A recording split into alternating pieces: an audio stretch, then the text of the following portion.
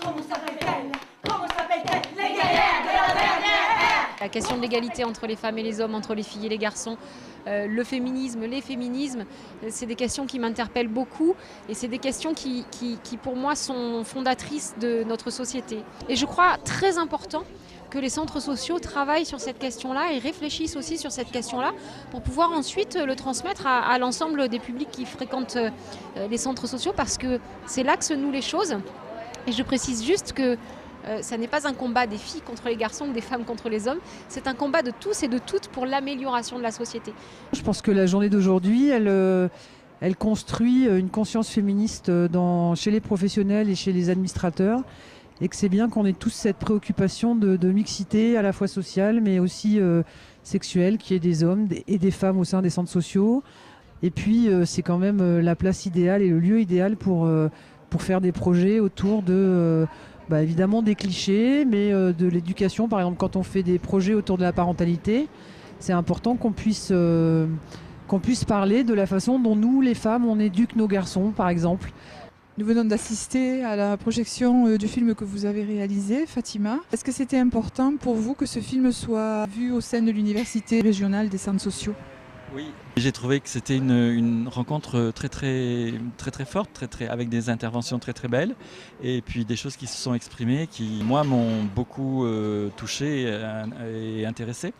C'est un relais qui est important pour que ce film dépasse un petit peu le public des salles d'arrêt-essai et puis puisse accéder à des publics qui ont moins l'habitude de fréquenter ces lieux.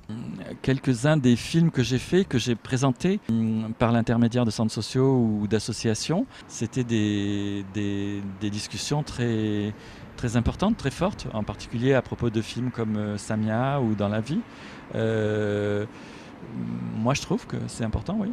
À la question s'il est important de le diffuser au plus grand nombre, la réponse est oui, 3 fois oui, 100 fois oui et 1000 fois oui.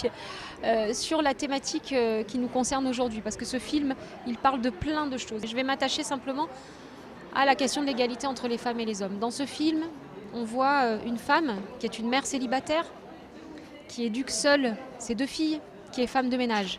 On a là une situation qui est très représentative de ce que vivent les femmes. Vous savez, aujourd'hui, on parle souvent de foyers monoparentaux, mais ce n'est pas des foyers monoparentaux, ce sont des femmes qui sont seules avec leurs enfants.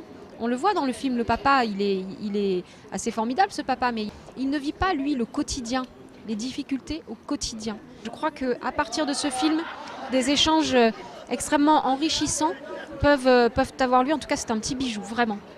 Ce film, en tout cas, m'a semblé être un excellent outil pour favoriser l'égalité. Donc je travaille avec des jeunes gens, jeunes filles, jeunes garçons.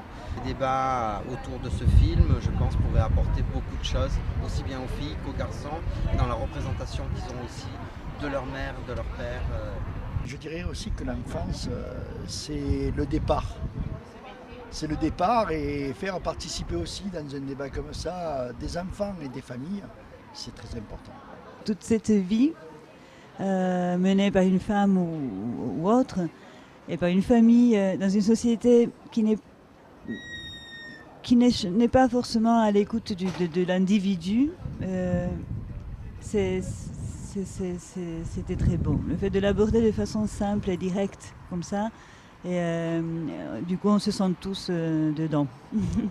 Cela fait à peu près 6 ans que nous travaillons au centre social de Bois-le-Maître à l'Hélière avec les femmes. Nous avons commencé par le théâtre et nous continuons par le théâtre à faire ce travail d'expression, un travail d'écriture aussi. Et ce sont des écrits en lien avec les questions de qu'est-ce que c'est que d'être une femme ou être née fille et toutes les choses qui peuvent constituer des contraintes dans la société vis-à-vis de ça. Quand je suis arrivée, j'avais peur de tout parce que la vie m'a pas fait de cadeaux. Et grâce à l'écriture, depuis, j'ai repris un peu confiance en moi. Et grâce au centre social aussi, ils m'ont beaucoup aidée à ce niveau-là, en étant comme femme, maman aussi, parce que je suis maman de 2 enfants. Et voilà. Ce sont surtout les femmes qui s'occupent des problèmes. Enfin, c'est ce que je vois en tout cas. Je ne pense pas que ce soit en mettant une association ou un mouvement ou n'importe en tant que féministe que ça fera bouger les choses. Parce que pour moi, dès l'instant où on parle de féminisme en tant que tel, j'ai l'impression qu'on met toutes ces personnes qui se posent des questions, on les met de côté, on les met un peu comme dans une secte. Comment s'appelle-t-elle? Comment s'appelle-t-elle? Les guerrières de la dernière ère. Comment s'appelle-t-elle? Comment s'appelle-t-elle?